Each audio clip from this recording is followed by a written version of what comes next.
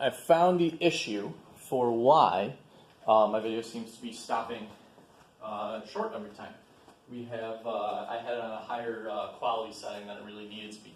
So I turned that down, so hopefully I'll finish this one. But this should be very, very short. As I was just saying, this was an AP question from 2016. All you had to do to get credit was figure out what the wave looked like when they overlapped.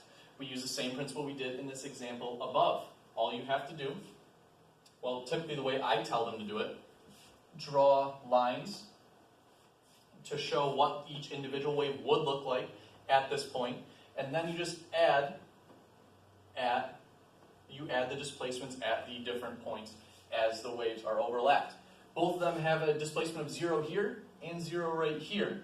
So we move on to this middle point. I usually go by the lines.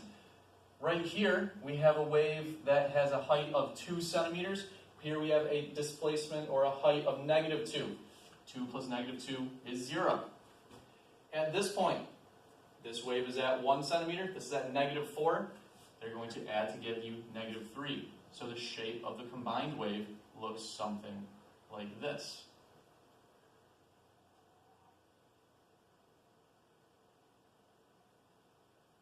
There we go. Okay, that's all you have to do to get credit on this AP question. Okay, so this is a pretty simple procedure as long as you know how to do it. You're going to have, for interference questions, very easy ones. Typically, like the first 2 examples up here, maybe the third, okay, if they're feeling particularly tricky that day. All right, 2 more terms that we got to talk about. One of them is called constructive interference. The other, quite naturally, is going to be called destructive interference. Those are those 2 blanks right here. So we have constructive interference.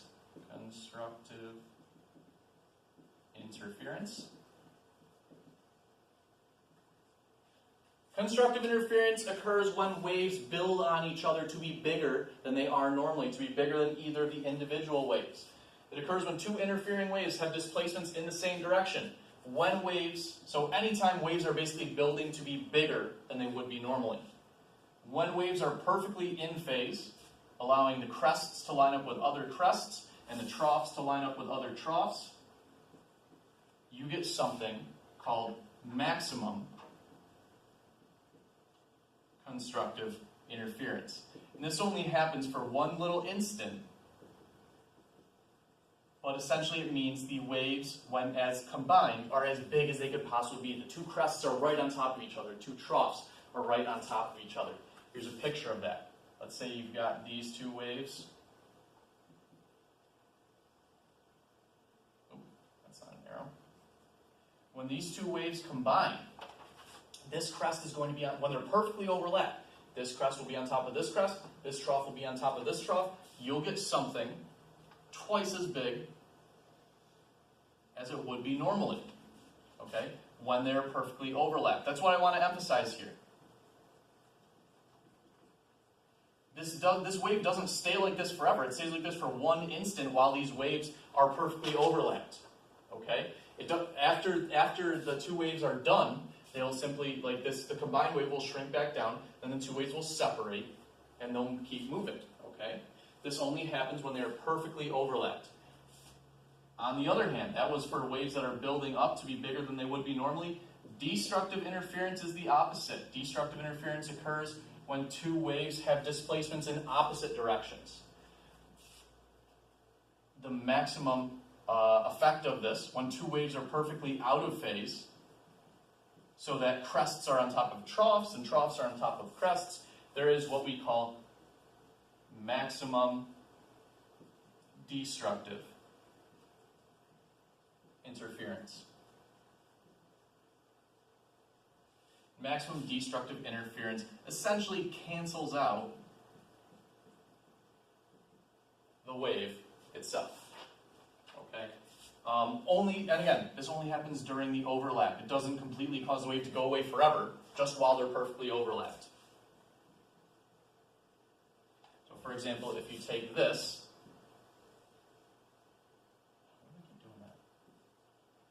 and you send this at it, it will look like this when they're perfectly overlapped. That's kind of a neat thing to see these two big waves going towards each other, and then for one instant they cancel each other out perfectly. That's maximum destructive interference, making waves smaller than they would be by themselves. Okay, so we have constructive and destructive. When those are happening as much as they can, it's maximum constructive or destructive interference.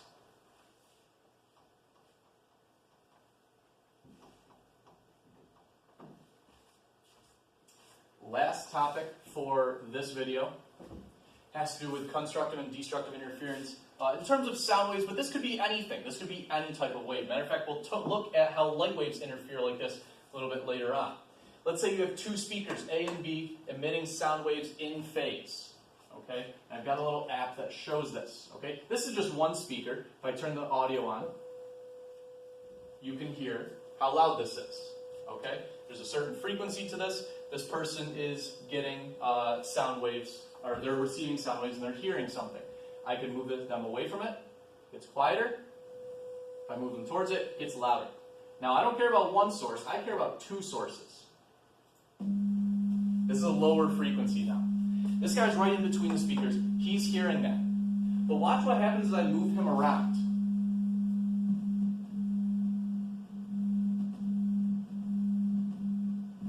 Same sort of thing. He has different, he can hear it better at some places, worse at others. But watch this. This is weird. This doesn't happen with one.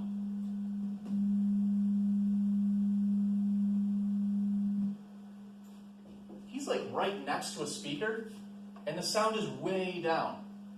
Now, if you subscribe to the wave theory of sound, what that means is there must be destructive interference here, causing the amplitude of the sound wave to decrease.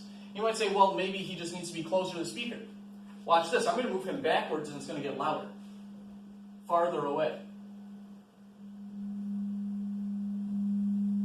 I moved him farther away, and it got louder. Okay? That must be destructive interference happening at that spot. If you have two sources of sound waves, there will be multiple locations where there is constructive interference and also destructive interference. Okay? This is really important in the study of acoustics because if you're designing some sort of, let's say, performance hall or concert hall, you don't want there to be spots where there's destructive interference. You don't want there to be dead spots. That's why lots of money goes into building auditoriums or concert halls so that no matter where you are, you can hear everything. That's why you don't want to have concerts in a gym, because a gym is not designed for that sort of thing. Gyms are not designed to eliminate dead space. They have different considerations. Concerts in a gym typically aren't going to sound that good. Okay? So, let's stop that because that's really obnoxious. Let's go back to this. Okay?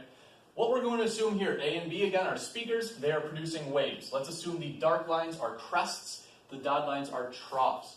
The black marks, if you look where the black diamonds are, and it's probably easier to see on your paper, the black diamonds are everywhere that either two crests or two troughs come together. Now what's happening at that point? If two crests or two troughs are lining up, that means that there must be maximum constructive interference at that spot. Please don't tell me that two troughs is destructive interference. That is not true. That's fake news. Okay? That is maximum constructive interference, where you have two crests or two troughs coming together. On the other hand, the white marks represent where a crest and a trough come together. Crest, trough come together, that causes maximum destructive interference.